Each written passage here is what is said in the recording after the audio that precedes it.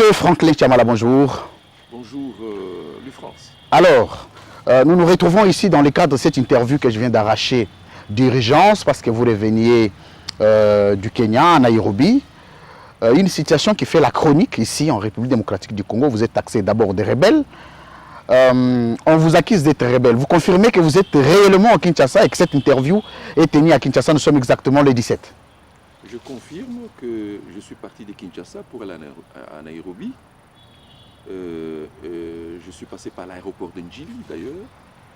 Je confirme à nouveau que je suis revenu par l'aéroport de Njili, de Nairobi depuis hier, et je me trouve bel et bien à Kinshasa, les sièges des institutions de notre pays.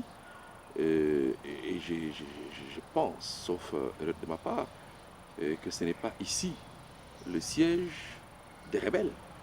Merci. Alors, M. Franklin Tchamala, vous êtes secrétaire général du LGD, le leadership et la gouvernance pour le développement, je pense. Et c'est un parti cher au sénateur et à ancien premier ministre Matata Ponyo Mapon que nous saluons en passant. Nous sommes ici au siège de votre parti politique. Vous êtes accusé d'être rebelle après avoir tenu plusieurs réunions avec l'ancien président de la République, Joseph Kabila, qui découche à une déclaration finale et puis à la résolution des conclaves ou du conclave que vous avez tenu à Nairobi. D'abord l'économie, Monsieur Franklin Tchamala, vous aviez représenté le LGD. Oui. Qu'est-ce qui a été dit? Qu'est-ce que vous voulez faire? Qu'est-ce que vous voulez exactement? Et qu'est-ce que vous voulez de la vie et de l'avenir des Congolais après vos résolutions de Nairobi? Merci infiniment. D'abord les clichés des rebelles. Non, absolument non. Nous avons tenu un conclave des forces politiques et sociales pour l'avenir du Congo. Comme vous l'entendez bien, il s'agit ici des forces politiques de l'opposition et des forces sociales qui leur sont proches, qui ont convenu d'amorcer un processus de dialogue interne. Parce qu'avant d'aller vers le dialogue avec les autres, nous avons estimé qu'il faille commencer par notre chapelle, l'opposition démocratique. C'est ce que nous avons fait. Et comme vous le savez, les partis qui sont listés comme étant des partis de l'opposition politique sont des partis enregistrés au ministère de l'Intérieur, des partis qui sont là dans l'exercice de leur mission légale, les missions constitutionnelles, qui consistent à jeter un regard régulièrement sur la gouvernance de notre pays, à dénoncer ce qui ne marche pas et à faire des propositions constructives, n'est-ce pas, qui sont à même de permettre de sortir de l'impasse. Notre rôle, c'est notamment l'éducation civique de la population et la mobilisation de nos forces vives. Est-ce que le LGD et vous-même et votre leader Matata Ponyo êtes devenu kabiliste? Bon, nous sommes issus du kabylisme. Voilà. Donc, nous avons en nous le sang de la kabilité, de la kabylie, comme on dit, du kabylisme. Mais Matata Ponyo, qui est-il? C'est un premier ministre honoraire du gouvernement de notre pays sous le président Kabila. J'étais membre de son gouvernement. Encore une fois, j'en suis fier, je ne rougis pas de ça. Il était ministre des Finances sous Kabila, DG de Beseko sous Kabila, j'en passais de meilleur. Un profil comme ça, on ne s'en défait pas du jour au lendemain. Ce serait même une lâcheté que de dire non, moi je ne connais pas Kabila. Mais le problème, c'est les cadres qui vous unissent et les contextes et les enjeux politiques qui concourent. Joseph Kabila est aujourd'hui victime d'un procès politique, un procès qui l'amène à une condamnation, le présentant comme un rebelle, et par ricochet ou par analogie, tous ceux qui s'unissent aux côtés de Joseph Kabila sont considérés comme rebelles aussi du fait de pactiser ou de signer des alliances avec un rebelle tel que le régime le présente. Mais est-ce que dans la bouche de Joseph Kabila, d'abord, qu'a-t-il dit en ce qui concerne les différentes condamnations lui infligées ici au niveau du pays? Quelle a été sa lecture, vous qui avez échangé avec lui? Bon, le président Kabila m'a paru très serein. Très serein. Il endosse Il assume son destin. Il assume son destin avec grandeur. Il estime que si c'est la voie par laquelle il doit passer pour fournir à son pays l'apport que l'on attend de lui, il estime qu'il doit assumer. En tout cas, il est serein. C'est un homme qui s'inscrit dans la dynamique des choses. Il sait que la vie d'un homme, comme la vie des organisations, c'est une vie qui est fluctuante. Il y a un moment de la sérénité, un moment des pleurs, un moment où la courbe est descendante, un moment où la courbe est ascendante. Vous étiez au Kenya, M. Franklin Chamala. Oui. On ne va pas revenir parce que tout le monde a eu accès aux différentes déclarations qui ont été faites à partir de Nairobi. Oui. Mais ici, quelle est la suite d'événements? Vous êtes venus comme des ambassadeurs de ce mouvement qui a été créé Sauvons le Congo. Vous êtes venus sauver le Congo. Quelle est la suite d'événements? Quelle est la démarche? Quel est le mode opératoire? Quelles sont les stratégies? Qu'est-ce que vous comptez faire dans l'avenir? Est-ce que ce sont des marches? Parce qu'ici, le régime vous regarde avec un œil beaucoup plus observateur. D'abord, une nuance importante, nous ne sommes pas Sauvons le Congo. Nous sommes Sauvons la RDC. Il y a une nuance importante. Sauvons le Congo a existé sous Coutinho. C'était un mouvement conjoncturel qui a existé sous Coutinho. C'est pour ne pas verser dans une certaine confusion, mais également pour donner à notre concept toute son originalité, que les participants ont résolu de décliner ces concepts en sauvant la RDC. La RDC, mais également pour ne pas nous verser dans la confusion avec le Congo d'en face. Quand bien même on dit que Fayulu l'avait déjà lancé, Sauvons la République démocratique du Congo, et il réclame, le camp Fayulu, pas lui personnellement, le camp Lamouka réclame la paternité de ces concepts et vous demande de ne plus jamais en faire usage. C'est du plagiat. Bon, nous avons résolu de ne pas verser dans la polémique stérile. Vous savez d'où vient le camp de la patrie, dont Fayulu, avec tout le respect que je lui donne, se réclame président. Le camp de la patrie, c'est un concept issu du président ou du vice-président Zaïdi Ngoma, dont je fus l'un des collaborateurs. Et le camp de la patrie, comme regroupement politique, avait comme vice-président Ingele Ifoto et l'ancien gouverneur de la Banque centrale. Massango Moulongo. Non. Avant Massango Moulongo. Il est de Bandundu, le nom va venir. Voilà les géniteurs du camp de la patrie. Et le camp de la patrie est né à Kisangani. Je vous en parle avec autorité parce que j'en fus un des fondateurs. Mais aujourd'hui, lorsque le président Fayulu se réclame géniteur du camp de la patrie, il pense vraiment que, bon, lui, il est exemple des critiques. Non, il est possible que par les passés, il ait utilisé le même concept. Ce qui importe, ce n'est pas le concept, c'est le contenu.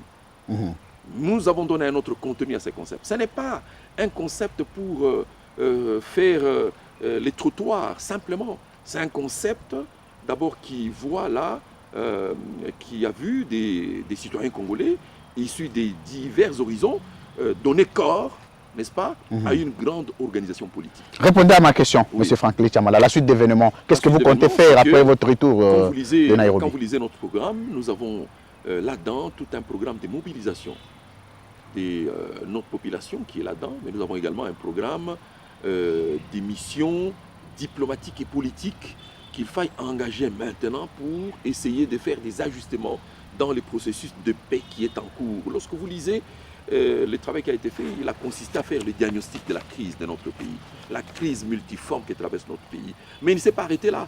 Il a passé en revue également les différentes solutions qui ont été apportées à cette crise jusqu'ici.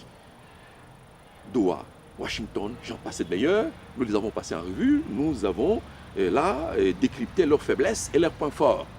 Et nous avons décliné les voies de sortie que nous estimons les meilleures, parmi lesquelles les leviers diplomatiques et politiques, la remobilisation de notre peuple, mais surtout la soudure qu'il faut maintenant jeter entre les différentes forces, n'est-ce pas, politiques, pour redonner non simplement la force à la République, mais commencer par redonner la force aux forces politiques et sociales elles-mêmes. Mais c'est quoi votre objectif, M. Franklin Tiamala? Savons-nous tous que Félix Tshisekedi est à son second et dernier mandat. Oui. La rationalité constitutionnelle aurait voulu que vous le laissiez terminer son mandat. C'est comme si vous, votre objectif, c'est d'interrompre brutalement le deuxième mandat de Félix Tshisekedi. C'est ce que l'Union sacrée ne veut pas entendre. Non, nous ne sommes même pas là. Nous sommes dans l'exercice de nos missions constitutionnelles comme parti politique. Nous surveillons la gouvernance de notre pays et nous tirons la sonnette d'alarme lorsque nous nous apercevons que ça prend une mauvaise voie qui risque de nous amener tous, n'est-ce pas, dans la fossé, en fait, dans le fossé. C'est ça que nous faisons. Ce sont des missions légales que nous exerçons. Et donc nous surveillons et nous disons, parce que nous sommes partenaires, quoi que l'on veuille, qu'on nous aime ou qu'on ne nous aime pas, pouvoir et opposition, nous sommes partenaires. Quoi que l'on dise, oh, opposition a pété et tout, nous sommes partenaires. La loi portant statut de l'opposition politique nous veut comme partenaires. Et maintenant, comme partenaires, les missions qui sont les nôtres, c'est la surveillance. Et par la surveillance, nous tirons la sonnette d'alarme. Nous disons, attention, cette crise, elle amène notre pays sur une pente ascendante. C'est dangereux. C'est dangereux. Voici les solutions que nous préconisons. Bon, alors maintenant, si les gens estiment que c'est là la rébellion, si c'est cela, en fait, la démarche visant à interrompre le mandat du chef de l'État, nous disons que nous ne sommes pas là. On n'est pas là. On n'est pas vraiment là, on n'est pas là.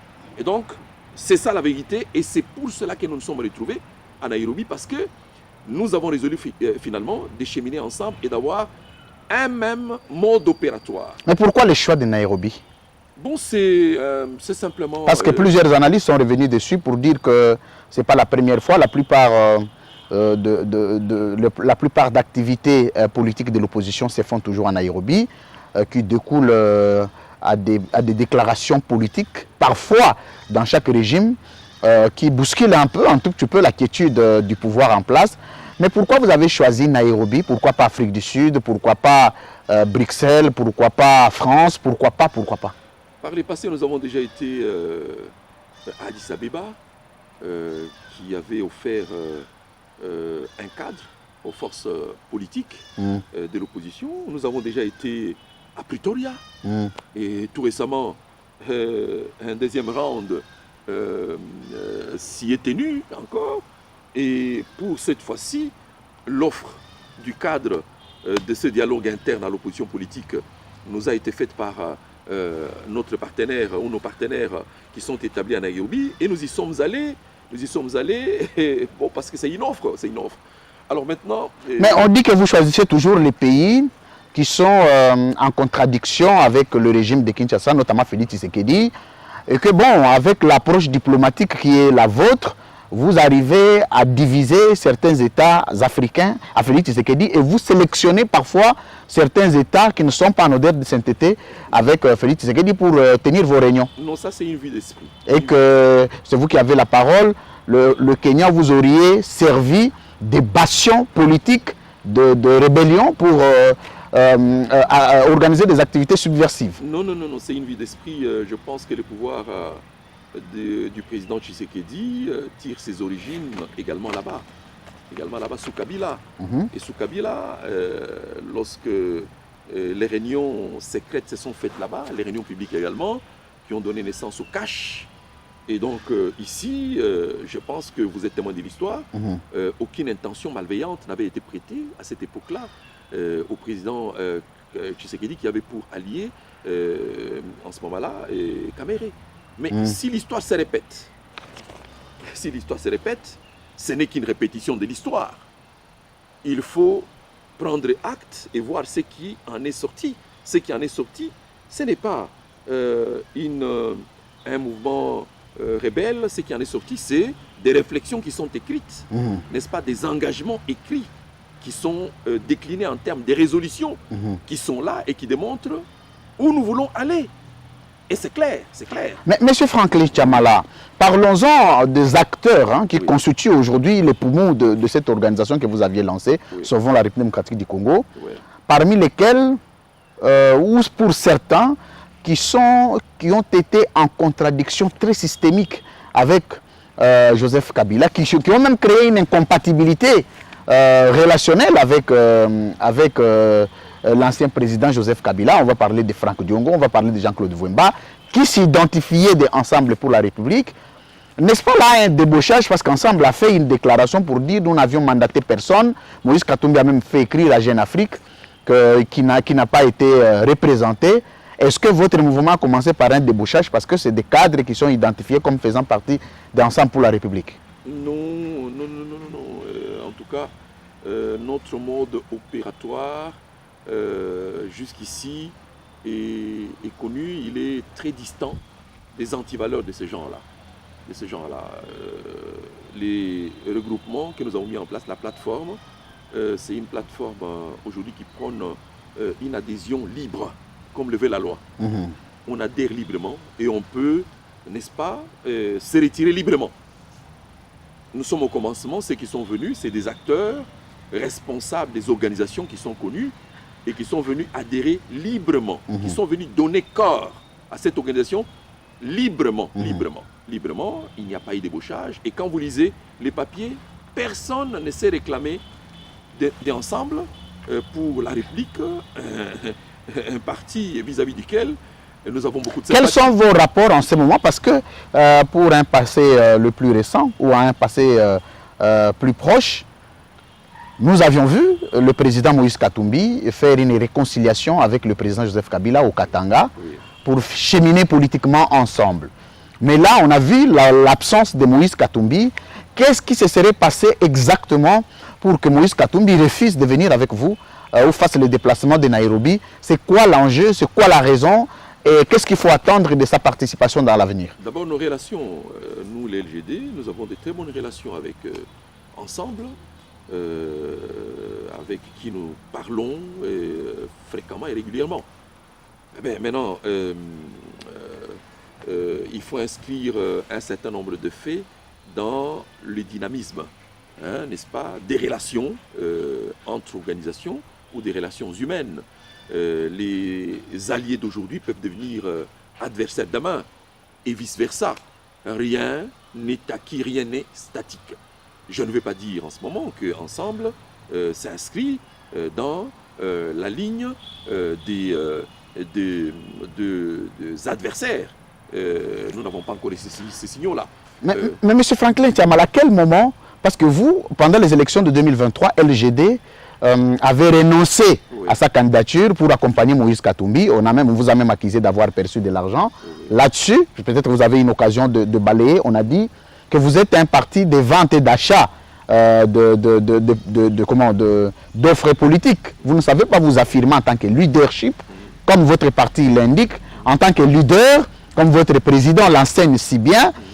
Mais à chaque moment, à chaque enjeu, vous faites toujours des leaders mineurs, des leaders seconds pour accompagner. Et c'est un parti d'accompagnement. À quel moment avez-vous rompu l'alliance que vous aviez signée avec Moïse Katumbi pour finalement venir aujourd'hui avec Joseph Kabila? Non, je pense que les choses sont claires.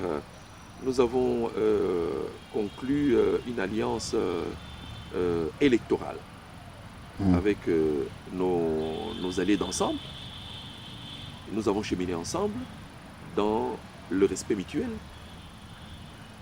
Nous avons évalué ce qu'il en a été et nous avons muté au terme de ces élections-là notre alliance en un partenariat, n'est-ce pas, entre partis politiques de l'opposition qui se consultent régulièrement et qui avancent ensemble dans la dynamique de l'opposition.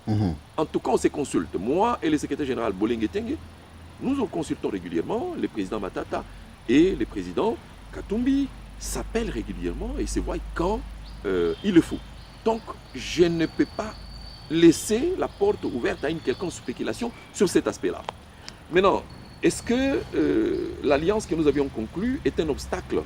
L'alliance électorale est un obstacle pour aujourd'hui nous voir évoluer dans une autre sphère, dans la sphère du mouvement ou de la plateforme Sauvons le Congo, qui est en fait en fait une méga plateforme qui a des objectifs qui vont au-delà d'ailleurs des élections elles-mêmes. Donc il n'y a pas d'incompatibilité, nous sommes là dans ce qu'on appelle la vie d'une organisation, et elle peut s'allier ici avec telle, s'allier à une autre pour faire avancer une cause ou une autre. Nous en sommes là. Alors ceux qui estiment que nous vendons, ils doivent nous dire à quel moment nous sommes vendus et combien d'argent on nous a donné. Avant de terminer notre interview. Non, cet argent est passé par quelle banque?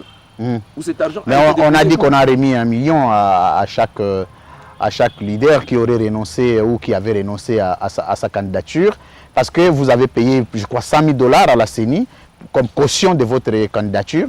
Je ne vous vois pas aussi retirer votre candidature sans au préalable percevoir cet argent en remplacement de la caution. Non, je crois que... Donc vous avez offert comme ça 100 000 $ sans poursuivre l'objectif. Comment ça s'est passé? Le cheminement des choses, nous sommes en Afrique du Sud pour négocier la mise en place d'une candidature unique. Et c'est moi qui conduis la délégation du LGD aux côtés des délégués d'ensemble, d'Envol et d'autres. De l'Afrique du Sud où nous nous trouvons, puisque nous sommes restés connectés à nos leaders à Kinshasa, nous sommes arrivés au consensus, un consensus autour de Moïse Katumbi. Mais revenus ici, nous avons rendu compte formellement, et rappelez-vous, le président Moïse, au nom d'ensemble, était déjà en campagne à Kisangani. Nous, LGD, restés ici à Kinshasa, nous avons fait une déclaration des ralliements ensemble, à qui nous fassions la concession. Et la campagne a commencé en ce moment-là. Parce que le président et son équipe, le président Matata et son équipe, ont rejoint Moïse à Katumbi, le président Moïse à Katumbi, et disons à Kisangani. Et le challenge a commencé en ce moment-là. Alors, dites-nous, quand vous regardez la succession des faits, cet argent, je l'aurais perçu, nous l'avons perçu quand? En Afrique du Sud. Mais vous avez payé la caution, c'est ça ma question, M. Franklin Tchamalou, vous avez payé la caution de 100 000 $ sans rien avoir en retour. Oui, mais la caution, si... est-ce qu'elle vous a été remise par... Elle a été remboursée naturellement, voilà. 100 000 $. Et donc, des 100 000 à 1 million, c'est quand même honteux. Merci. C'est quand même honteux, mais il faut noter qu'à partir de ce moment-là, nous étions dans la campagne aux côtés d'un... Mais pourquoi vous deviez présenter votre candidature comme commerciale?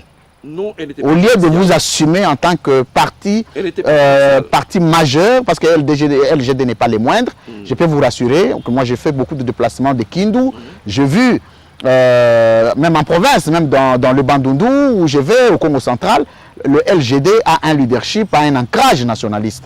Mais ça étonnerait quand même les militants et sympathisants du parti de voir que vous pouvez renoncer aussi facilement à votre candidature pour suivre un autre candidat. Non, on n'a pas renoncé facilement.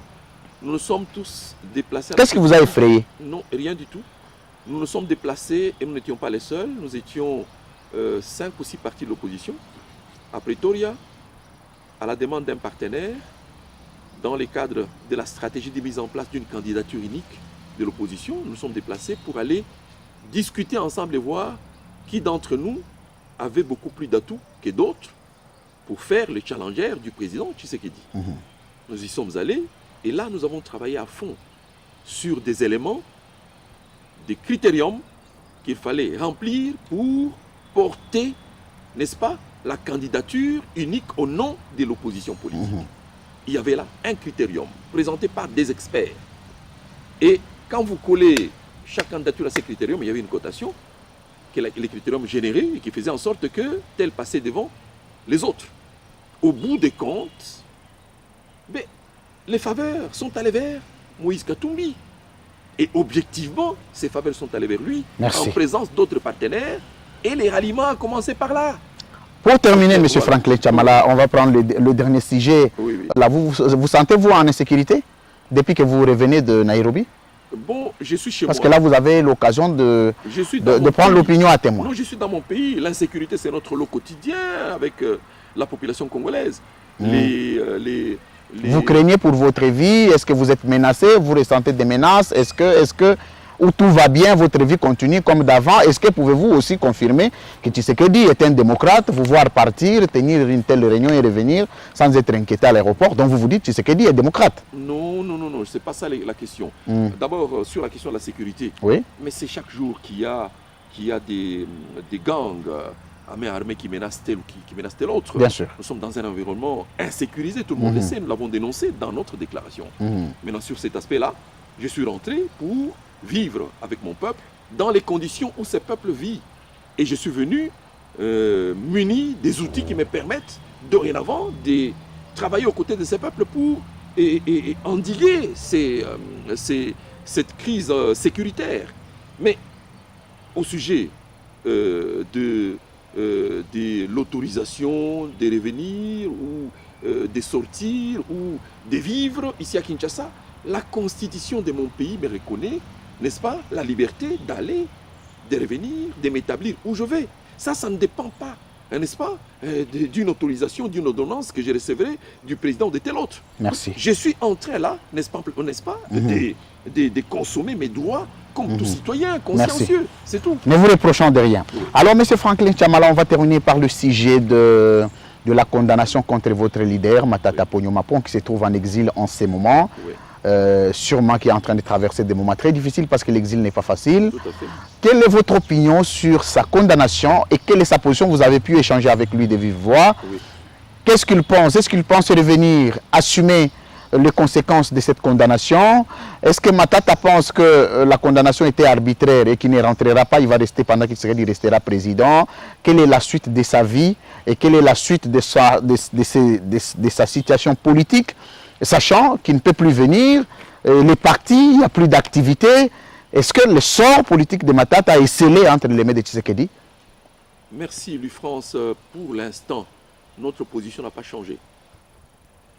Les présidents du regroupement politique LGD allié a été condamné, comme tout le monde l'a observé, en violation de la Constitution. J'allais même dire en violation systématique de la Constitution.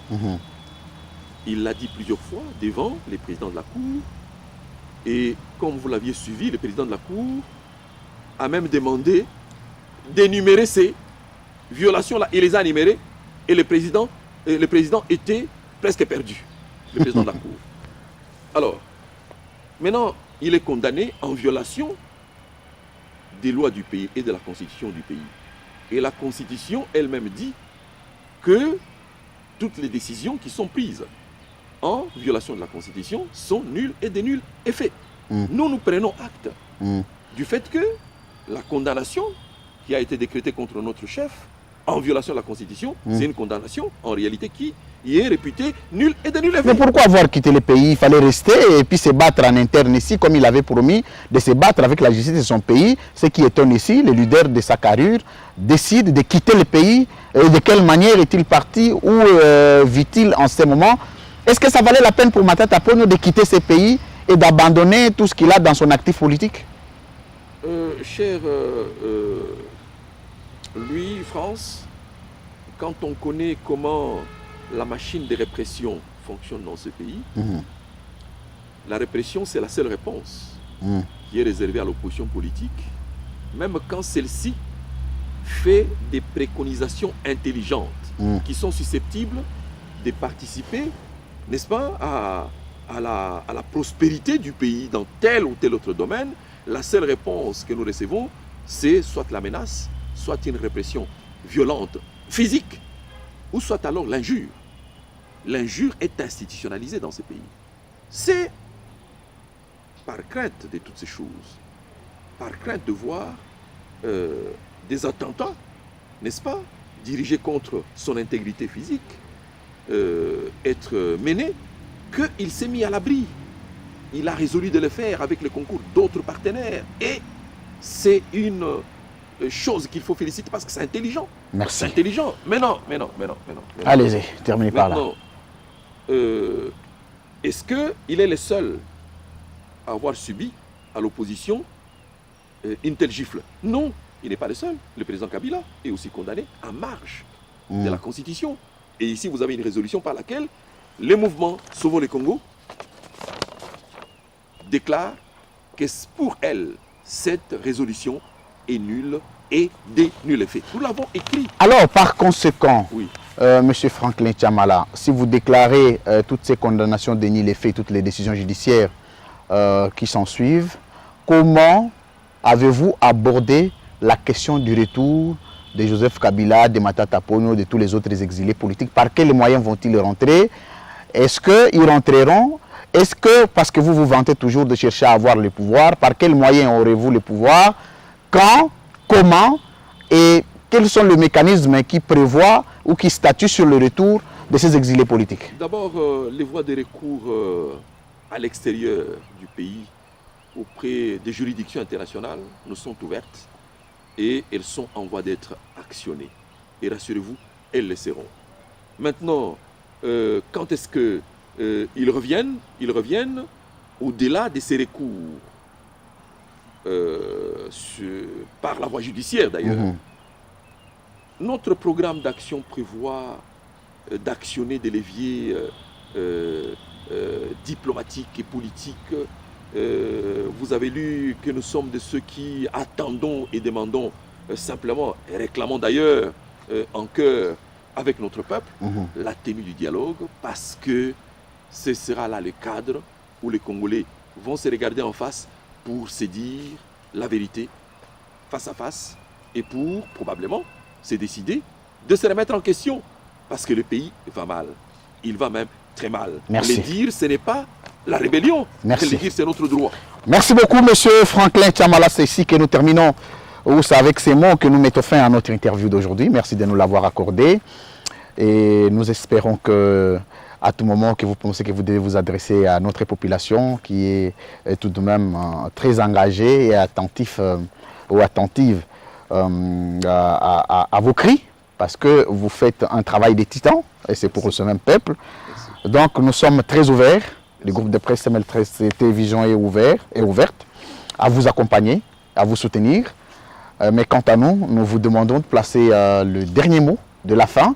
Si vous avez un message particulier, mais la petite dernière question qui restait, c'est de savoir, vous avez le dernier participant aurait perçu 10 000 $ américains demain, de celui que vous avez présenté, que vous avez désigné comme président du nouveau, je veux dire, système politique ou de la nouvelle structure politique, sauvons la République démocratique du Congo. 10 000 $ à chacun.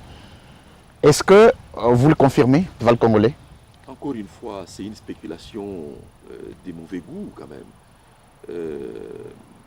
À quel moment ces 10 000 $ auraient-ils été donnés aux délégués qui sont venus participer à ces assises et qui sont répartis tels qu'ils sont venus?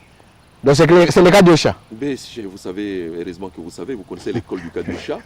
C'est une école qui prospère bien, quelque part. Et bon vent à cette école-là. Nous sommes de l'école de la vérité. Et la vérité est le fondement des actions que nous allons mener pour permettre à notre pays de ressusciter de sa mort dans laquelle on est en train de vouloir le conduire. Le professeur Matata vit dans quel pays actuellement? Je puis vous rassurer, moi je suis un chrétien, que je ne sais pas où vit le président Matata. Donc il ne vous a jamais dit, même vous, le secrétaire général? Non, impossible, parce qu'il continue à utiliser un téléphone masqué jusqu'en ce moment pour sa sécurité personnelle. Je suis parti d'ici en ayant payé mon billet parce que j'avais eu mon invitation. Et arrivé le samedi là-bas, j'ai reçu son appel où il m'a annoncé qu'il arrivait également le lendemain. Et le lendemain, il est arrivé. Nous n'étions même pas dans un même hôtel. Moi, j'étais logé ailleurs. Lui, il était logé dans un autre hôtel. Et donc, mais vous avez quand même eu un tête-à-tête. Vous n'imaginez pas l'émotion que j'ai eue quand je l'ai vu. Et vos collègues des médias qui étaient là ont... Pero Loara, que je salue, et Bibi Kapinga et puis Steve Wemby. Ils ont fait un travail très remarquable, ils ont vu félicite. Comment je ne les quittais pas d'un pas. Parce que c'est quand même... Il vous manquait? Mais il me manque jusqu'en ce moment. Il manque à sa famille, il manque aux jeunes du parti. Très il bien. manque aux cadres de ces partis qui sont nombreux. Mais est-ce que LGD est mort parce qu'il n'y a pas d'activité, le parti est presque sèche? Vous en regrettez? Vous sentez quand même qu'il y a des reculs en termes d'avancement ou d'avancée du parti, en termes d'engouement au sein du parti? Vous l'avez perdu? Nous avons, bien au contraire, des nouvelles adhésions en grand nombre ici. Mais en même temps, nous avons des jeunes gens qui s'expatrient aussi en grand nombre et qui s'exilent en grand nombre. Mais l'LGD, ce n'est pas que Kinshasa. L'LGD, c'est le Katanga, le Haut-Katanga, c'est le Lolaba. L'LGD, c'est c'est le Bandundu ici, Kouilou, quand vous arrivez, et nous sommes présents. J'envoie quand même des drapeaux de temps en temps quand je vais là-bas. Nous avons des fédérations qui se déploient énormément. Au Nord Kivu, on n'a plus de contact, parce que bon, nous sommes coupés. Mais nos bureaux sont en place, au Sud Kivu même. Est-ce que si cette réunion était tenue et était organisée à Goma, oui, vous feriez le déplacement de Goma? Bon, je ferai comme toujours, je demanderai l'autorisation de me déplacer pour Goma. Parce que maintenant, il faut demander, nous sommes dans un régime d'autorisation. Nous sommes légalistes, on irait pour dire, est-ce que vous nous autorisez à aller? Voilà. Merci. Voilà. Monsieur Franklin Tchamala, secrétaire général du LGD, merci beaucoup pour ces temps d'entretien. Merci, merci Louis-France. À très bientôt. Merci, à très bientôt.